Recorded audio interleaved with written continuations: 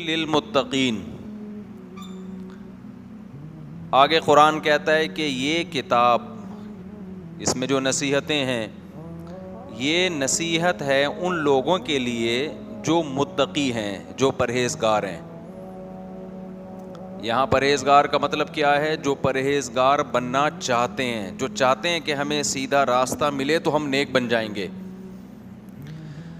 یہ مضمون قرآن میں بہت جگہ پر ہے کہ قرآن سے ہدایت ان لوگوں کو ملتی ہے جو ہدایت چاہتے ہیں. سمجھ میں آ رہی ہے بات کہ نہیں آ رہی؟ دنیا میں دو طرح کے لوگ ہیں. ایک لوگ وہ ہیں جو کہتے ہیں کہ جس اسٹائل میں ہم زندگی گزار رہے ہیں ہم اپنی لائف سے مطمئن ہیں، ہمیں کیا ضرورت ہے، دیکھیں قرآن کیا کہتا ہے، حدیث کیا کہتی ہے، کیا خدائی احکامات ہیں، ہمیں ان بکھیڑوں میں پڑھنے کی بولو ضرورت نہیں ہے. اچھی بڑی لائف گزر رہی ہے، کھا رہے ہیں، صبح اٹھتے ہیں، ناشتہ کرتے ہیں، جاتے ہیں آفس، جاب ہے، بزنس ہے، شام کو آتے ہیں، اپنی اچھی بڑی لائف گزر رہی ہے. تو میں کیوں فالو کروں مذہب کو؟ میجورٹی کا تو یہی کانسیپٹ ہے نا. رکاوٹیں ڈال رہا ہے مذہب جگہ جگہ اور آپ کی زندگی کے مزوں کو کرکرا کر رہا ہے. کرکرا سمجھتے ہیں؟ مزوں کو کرکرا کا مطلب مزوں کو ختم نہیں کر رہا. جیسے کباب میں ہڈی جو ہوتی ہے نا، خالی ہڈی آ جائے اتنی بری نہیں لگتی. کباب میں ہڈی آئے گی تو بہت بری لگے گی کہ نہیں لگے گی؟ دیکھو خالی ہڈی ہی ہڈی ہے تو کھاتے ہوئے آدمی کو یہ ہوتا ہے کہ پتہ ہے بھائی یہ نہیں چبے گی، دانت سے چوسو اور ہڈی کو پھینک دو. کباب میں ہڈی کا مطلب، آپ کباب کی تو ڈیفینیشن یہی ہے کہ جس میں ہڈی نہ ہو. اس گوشت کو کہا جاتا ہے جو بھون کے مسالے ڈال کے بنایا جائے اور ہڈی اس میں نہ ہو. لہذا اس کو انسان منہ میں رکھتے ہی دبا کے چبانا شروع کر کے نگل لیتا ہے. اچانک بیچ میں ہڈی آ جائے تو چیخیں نکلتی ہیں کہ نہیں نکلتی؟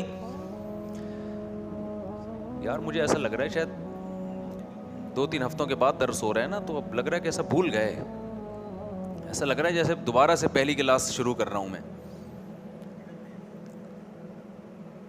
آپ کوفتہ کھا رہے تھے. دیکھو بعض دفعہ کیا ہوتا ہے، ہم کیا کرتے ہیں، مرچیں آ جاتی ہیں، ہری مرچ، اچانک ہری مرچ منہ میں آ گئی. میرے منہ میں تو اچانک ہری مرچ آئے تو مجھے تو خوشی ہوتی ہے، مجھے تو ہری مرچیں پسند ہیں نا. لیکن عام طور پہ لوگ پہلے سے توقع نہیں ہوتی کہ اس میں اتنی مرچیں ہوں گی. ایک نوالا منہ میں رکھا، ایک دم ہری مرچ، چیخیں نکل گئیں. آپ ویڈیو تو نہیں بنا رہے بھائی؟ اس کو یوں کر دینا اپنی طرف، وہم ہو رہا ہے خام خواہ کا، ٹھیک ہے نا. یہ کباب میں ہڈی کی طرح ٹینشن دے رہا ہے مجھے، تو اس کا رخ اپنی طرف کر لیں، جیب میں رکھ لیں اس کو. بعض لوگ یوں پکڑ کے بیٹھے ہوئے ہوتے ہیں ایسے، کہتے ہیں ہم تو ویڈیو نہیں بنا رہے. بھائی ہمیں لگ تو یہی رہا ہے، ایک قانون بنا دیا نا کہ بھائی ویڈیو نہ بنائیں، تو بس اس کو سب فالو کریں. تو اب کیا ہے، اسلام کیا کرتا ہے کہ اسلام نے بہت سارے مزے حلال کر دیے، لیکن جیسے کباب کھاتے کھاتے اچانک ہڈی آ جائے تو چیخیں نکلتی ہیں، بھائی یہ کیا ہو گیا، دانتوں میں درد شروع ہو جاتا ہے، تو وہ بہت بری لگتی ہے ہڈی. اسلام نے بہت ساری چیزوں کی پرمیشن دے دی، لیکن جگہ جگہ رکاوٹیں کھڑی کر دی ہیں. ہر تھوڑی دیر کے بعد اسلام کا کوئی آرڈر آئے گا اور آپ کو وہ ایسا لگے گا جیسے کباب میں کیا آ گئی ہے، ہڈی آ گئی ہے، یا کوئی اچانک ہری مرچ آ گئی ہے بیچ میں خطرناک قسم کی. اس سے لوگ کنفیوز ہوتے ہیں. یار لائف کو انجوائے کرو یار. ابھی دیکھو رات کو ہم سوتے ہیں، آج کل تو کراچی میں سوتے ہی اس ٹائم ہے جو اٹھنے کا ٹائم شروع ہوتا ہے. جب فجر کا ٹائم شروع ہو رہا ہے، جو اٹھنے کا ٹائم ہے، اس وقت سونے کا ٹائم شروع ہوتا ہے. انتہائی گہری نیند. اللہ میاں اگر کہہ دیتے کہ تمہیں سونے کی اجازت ہی نہیں ہے، کھانے پینے کی اجازت ہی نہیں ہے، لائف کو انجوائے کرنے کی اجازت ہی نہیں ہے، تو پھر ہڈیاں ہی ہڈیاں ہوتی ہیں. کیا خیال ہے؟ پھر وہ پادریوں والا مذہب ہوتا جو عیسائیوں کا تھا کہ جنگل میں نکل جاؤ، اللہ اللہ کرو، لائف کو بالکل بھی انجوائے کرنے کی کوشش مت کرو. یہ پادریوں کا مذہب تھا. قرآن کہتا ہے وَرَهْبَانِيَّةً ابْتَدَعُوهَا, یہ عیسائیوں نے خود بدعت نکالی تھی عیسائیت میں. اچھا بننے کی کوشش میں نا عیسائیت کا ایسا کانسیپٹ پیش کر دیا کہ تمام لذتوں سے محرومی کا نام عیسائیت رکھ دیا, حالانکہ اللہ نے ان پر یہ چیز فرض نہیں کی تھی. اس کو کہتے ہیں رہبانیت. یہ لفظ یاد رکھ لیں, حدیث میں بھی ہے, اسلام میں رہبانیت نہیں ہے. رہبانیت کا مطلب کیا ہوتا ہے؟ آپ دنیا کی لذتوں سے فائدہ اٹھانا ہی چھوڑ دو. جب بھی مذہب میں اپنی کھوپڑی استعمال کر کے انسان اپنی عقل استعمال کرتا ہے نا, اور مذہب کی جو تعلیمات ہوتی ہیں ان کو ایک طرف رکھ دیتا ہے, تو ہمیشہ گمراہی کی طرف جاتا ہے. عیسائیوں نے دیکھا کہ عیسیٰ علیہ السلام کہتے ہیں زنا حرام ہے, شراب حرام ہے, سود حرام ہے, خنزیر حرام ہے, بہت ساری چیزیں. تو انہوں نے کہا اس کا مطلب ہے کہ اپنے اوپر نا جتنی پابندیاں لگاؤ گے اللہ اس سے خوش ہوگا. تو کچھ اللہ نے کی, کچھ انہوں نے کہا چلو ہم اخپل طریقے سے کرنا شروع کر دیں. زنا حرام ہوا, انہوں نے کہا اس کا مطلب اللہ نہیں چاہتے کہ لوگ عورت کی طرف جائیں, تو انہوں نے کہا ہم نکاح بھی حرام کر دیں گے, بالکل ایوائڈ کریں گے عورت سے, ایسی صاف ستھری پاک دامنی والی ان کے خیال میں زندگی گزاریں گے. تو قرآن نے جگہ جگہ کیا کہا بھائی, جیسے حلال کرنا اللہ کا کام ہے, حرام کرنا اللہ کا کام ہے, حلال کا آپشن بھی کس کے پاس ہے؟ اللہ کے پاس ہے. جس کو حلال کر دیا تم حرام نہیں کر سکتے اس کو. تو لذتوں پہ پابندیاں لگا لگا کے نا عیسائیت نے اب ان کو نیک سمجھا جانے لگا جو حلال لذتوں سے اجتناب کرتے ہیں. کہتے ہیں بہت پہنچے ہوئے بزرگ ہیں, کوفتے نہیں کھاتے. یہ آج بھی ہے یہ تصور. حضرت کی خوراک اتنی سادہ ہے, جب بھی حضرت کے گھر گئے ہیں حضرت مسور کی دال ہی کھاتے ہوئے ہمیں نظر آئے. اس کو سمجھتے ہیں کہ بہت پہنچے ہوئے لوگ ہیں. آپ سمجھ رہے ہو کہ میں مذاق کر رہا ہوں, حقیقت میں مزاج لوگوں کا یہی ہے کہ جو حلال لذتوں سے بچتا ہے اس کو کیا سمجھا جاتا ہے؟ نیک. تو یہ مزاج غلط ہے. کیا ہو گیا, ریکارڈ نہیں ہو رہا کیا؟ تو یہ کیا, یہ کوئی شریعت کا مزاج ہے کیا؟ شریعت کا تھوڑی مزاج ہے کہ آپ اپنے آپ کو حلال نعمتوں سے بچاؤ. لوگ کہتے ہیں نبی صلی اللہ علیہ وسلم, اور یہ میرا موضوع نہیں ہے, 2 منٹ میں بھی اس کو کہہ کے پھر اپنے اصل موضوع کی طرف چلتا ہوں, کیونکہ یہ چیزیں بیچ میں آ جاتی ہیں نا, تو کانسیپٹ کا کلیئر ہونا ضروری ہے. لوگ کہتے ہیں نبی صلی اللہ علیہ وسلم کی زندگی تو بہت سادہ تھی, جو کی روٹی, 40 دن گھر میں چولہا نہیں جل رہا, پیون زدہ کپڑے گھر میں. اچھا, پھر لوگ مولویوں پہ اعتراض کرتے ہیں, یہ مولوی جب نبی کی سیرت بیان کرتے ہیں تو سادگی سادگی سادگی, اور خود ان کا اپنا لائف اسٹائل دیکھو, بزنس کلاس میں سفر کر رہے ہیں. ابھی میں جب گیا سعودی عرب, سعودی ایئر لائن میں اکیلا مولوی بزنس کلاس میں بیٹھا ہوا تھا, سارے کہاں بیٹھے ہوئے تھے؟ اکانومی میں. مجھے خدا کی قسم شرم آ رہی تھی, میں سوچ رہا تھا ٹکٹ کینسل کروں, میں بھی پیچھے جا کے بیٹھ جاؤں, کوئی پتھراؤ نہ شروع ہو جائے گا. بس مولوی کو دیکھو, ہماری زندگی بزنس کرتے کرتے گزر گئی, ہم اکانومی میں جا رہے ہیں. اس مولوی کا 2 ٹکے کا بزنس ہمیں کہیں نظر نہیں آ رہا, اور جا کس میں رہا ہے؟ بزنس کلاس میں جا رہا ہے. اب وہ مجھے ٹکٹ ہی جس نے بلایا اس نے بزنس کلاس کا ہی دیا تھا, میرا تو قصور نہیں ہے نا بھائی اس میں.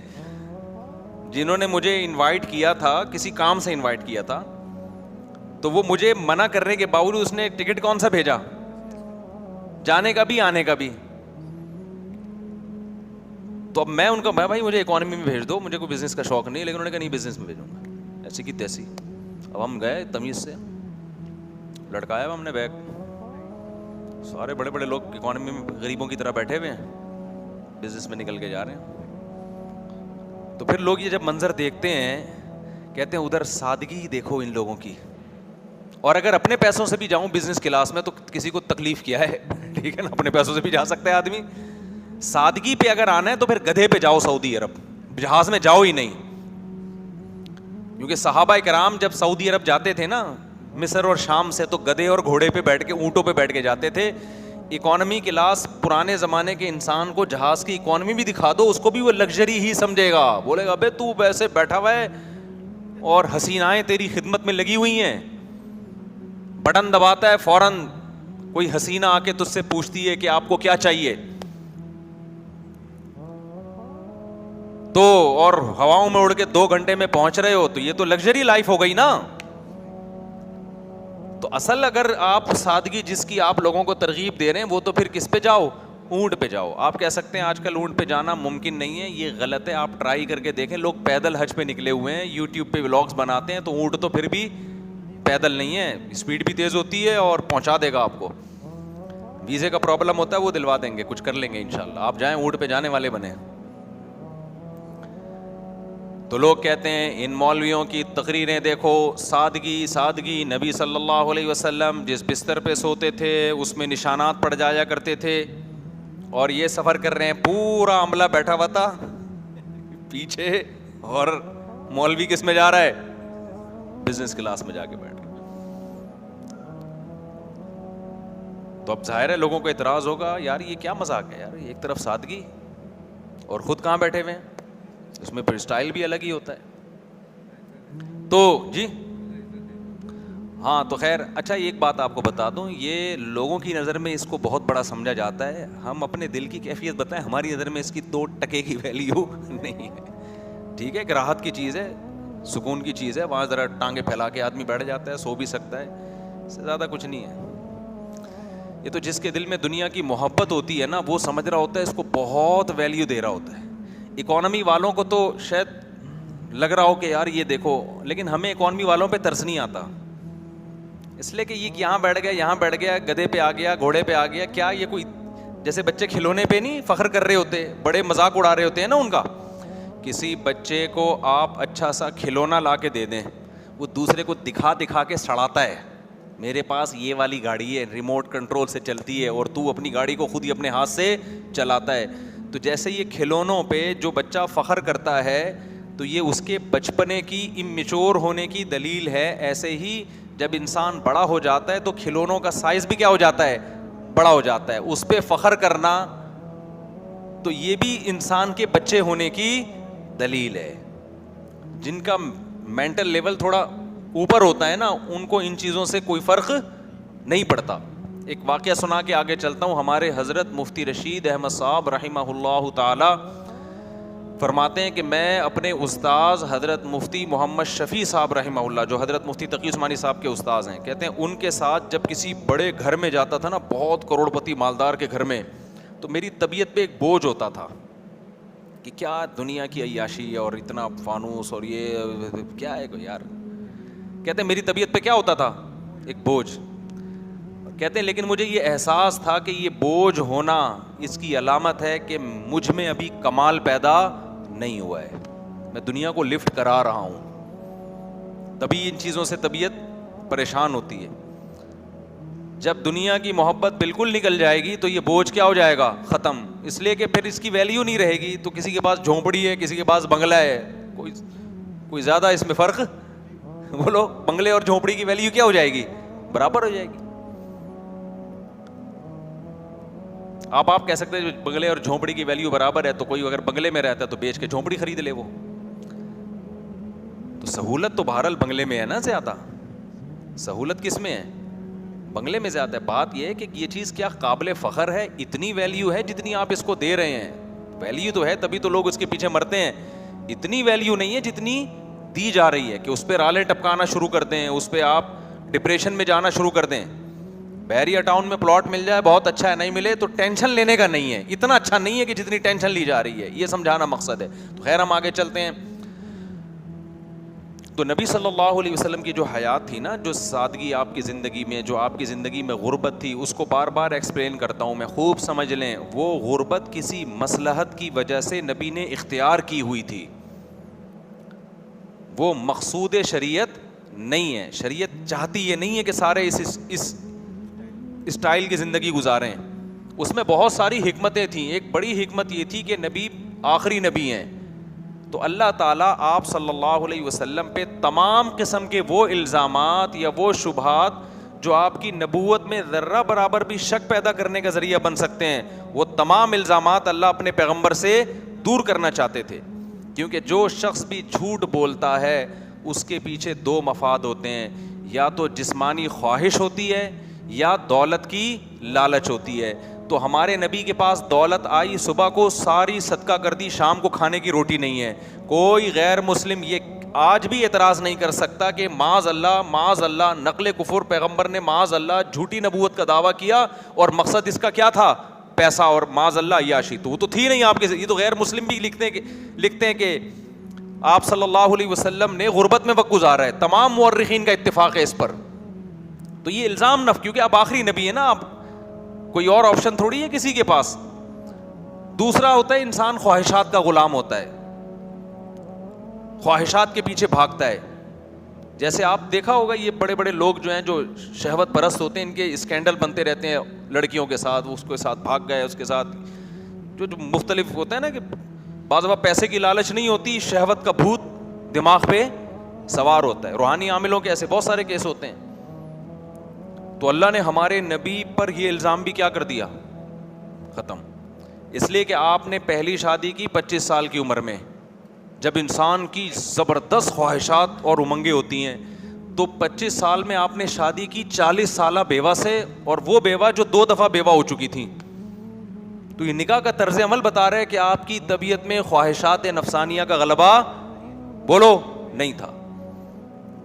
پھر 50 سال کی عمر میں جا کے آپ نے کثرت سے نکاح کیے ہیں, 50 سال کی عمر میں, جبکہ اس عمر میں انسان کے جذبات ویسے نہیں رہتے جیسے ابتدائی عمر میں ہوتے ہیں, اور ان میں بھی صرف ایک کنواری, باقی ساری بیوہ اور طلاق یافتہ.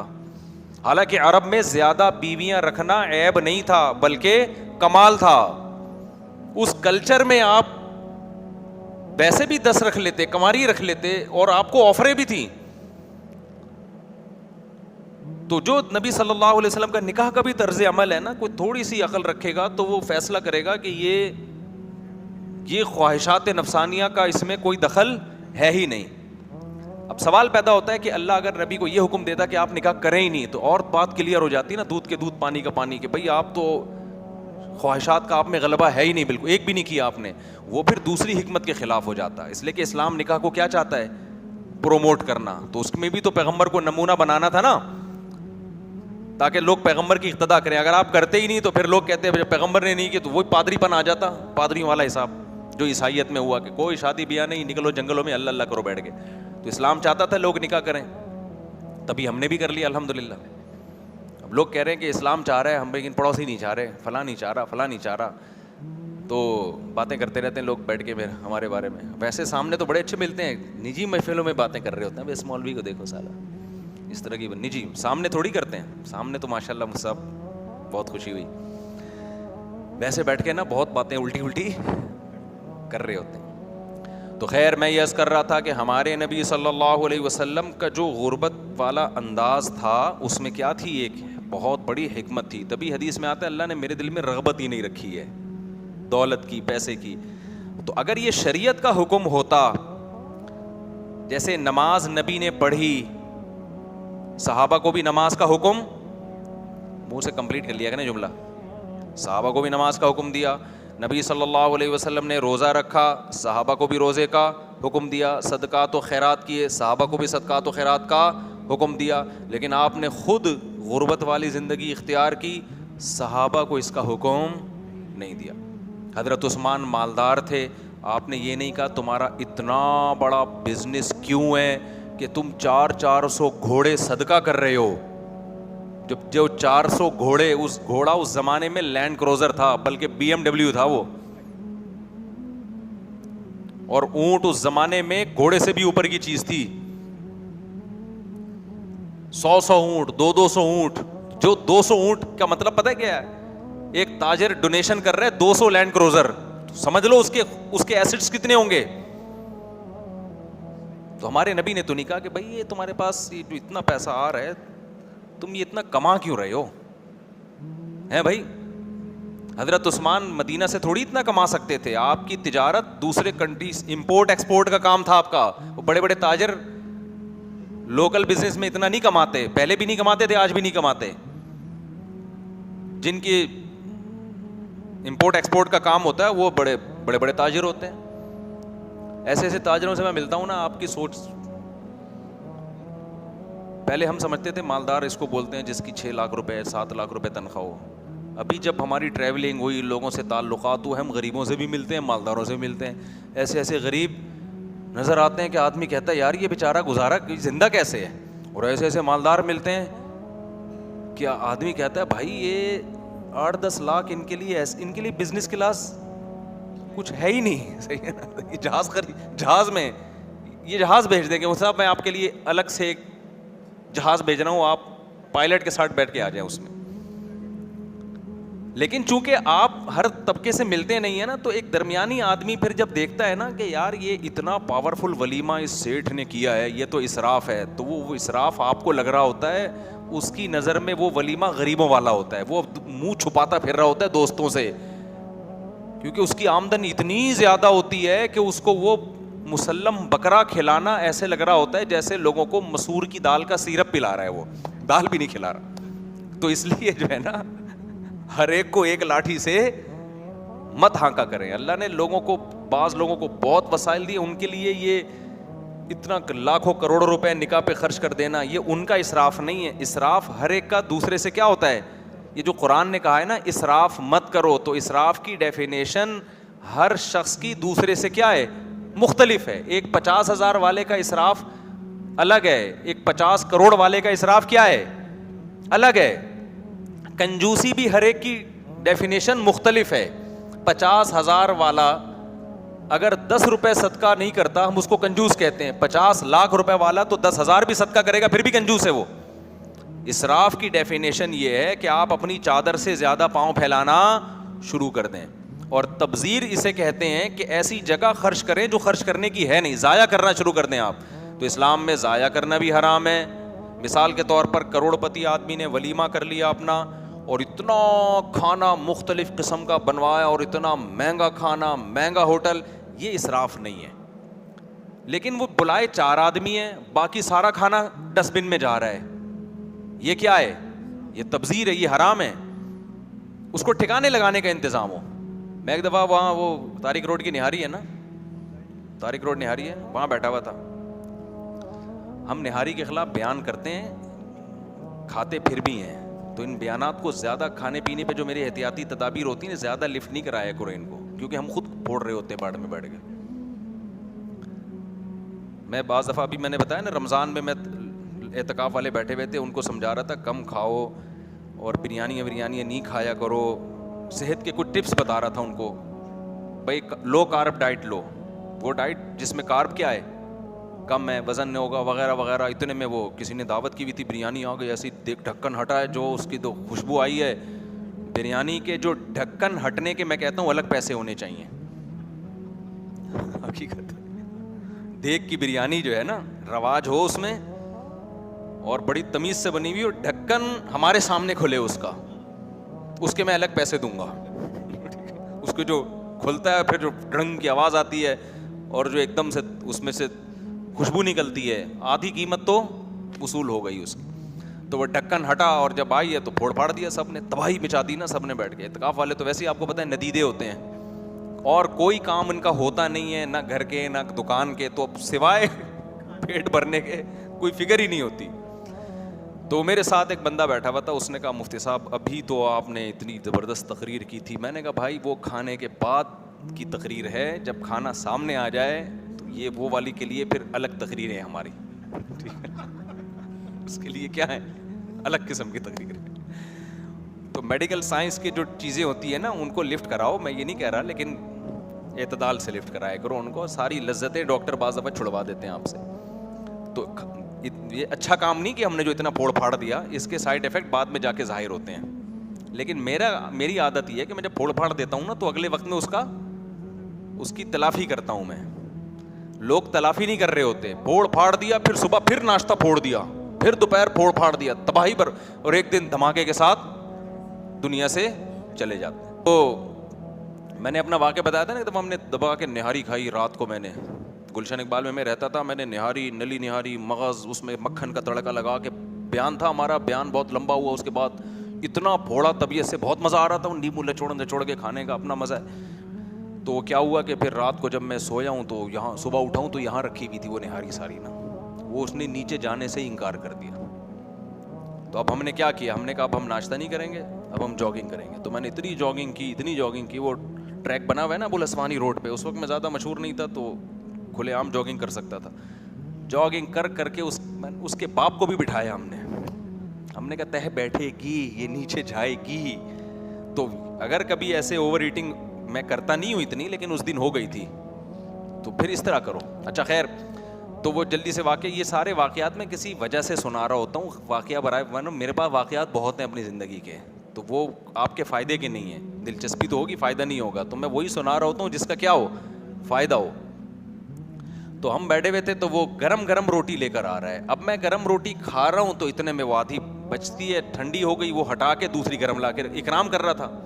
مجھے غصہ آیا, میں نے کہا یار یہ تو رزق کو ضائع کر رہے ہو آپ, یہ ضائع ہو گیا نا رزق, کہ جب تک روٹی گرم ہے آدھی کھائی, وہ آدھی ٹھنڈی ہو گئی, تو اب مزید گرم آئے گی اور یہ آدھی ضائع. میں نے کہا بھائی یہ تو غلط ہے. کہہ رہے نہیں آپ گرم کھائیں. میں نے کہا ہم گرم کھائیں, یہ آدھی کیوں ضائع, یہ اسراف کا مطلب سمجھ آ رہا ہے. خیر اس نے کہا مصعب ہمارے پاس ٹھکانے لگانے کی جگہیں بہت ہیں. تو پھر میں نے کہا پھر ٹھیک ہے, وہ آدھی روٹی پھر وہ ضائع نہیں کی ان لوگوں نے, ان کے پاس ٹھکانے لگانے کا انتظام ہے. اب جب انتظام ہے تو پھر گرم ہی کھاؤ, ٹھیک ہے نا. کیوں بھائی, اللہ کی طرف سے لذتیں ہیں, نعمتیں ہیں. قل من حرم زینت اللہ التی اخرج لعبادہ, اللہ کہتے ہیں کون ہے جس نے اللہ کی نعمتوں کو حرام کر دیا جو اللہ نے اپنے بندوں کے لیے پیدا کی ہے. یہ جو تندور کا نان ہوتا ہے, گرم میں اور ٹھنڈے میں زمین اور آسمان کا فرق ہوتا ہے اس میں. تو انہوں نے انتظام کیا ہوا ہے, وہ انتظام یہی ہوگا کہ بعد میں غربا مساکین کو بانٹ دیتے ہوں گے وہ. تو نبی صلی اللہ علیہ وسلم کی مسکنت اور غربت کی وجہ سمجھ میں آ گئی.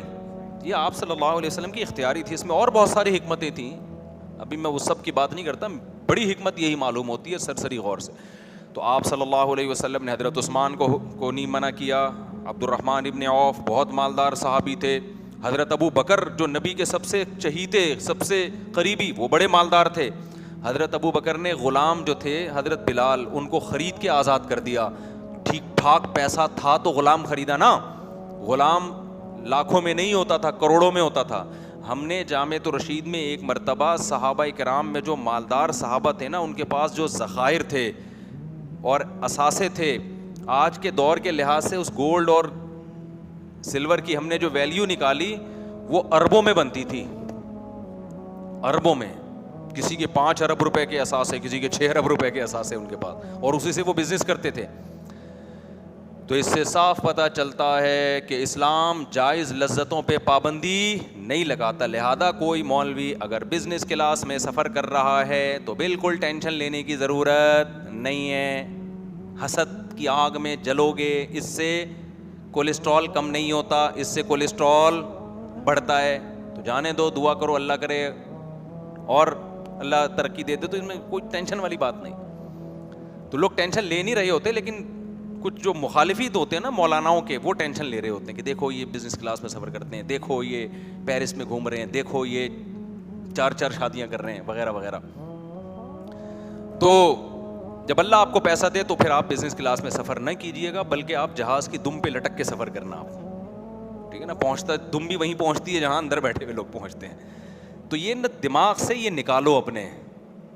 ہمیں شریعت اسی کو سمجھنا ہے جس کو اسلام نے کیا کہا ہو, شریعت کہا ہو.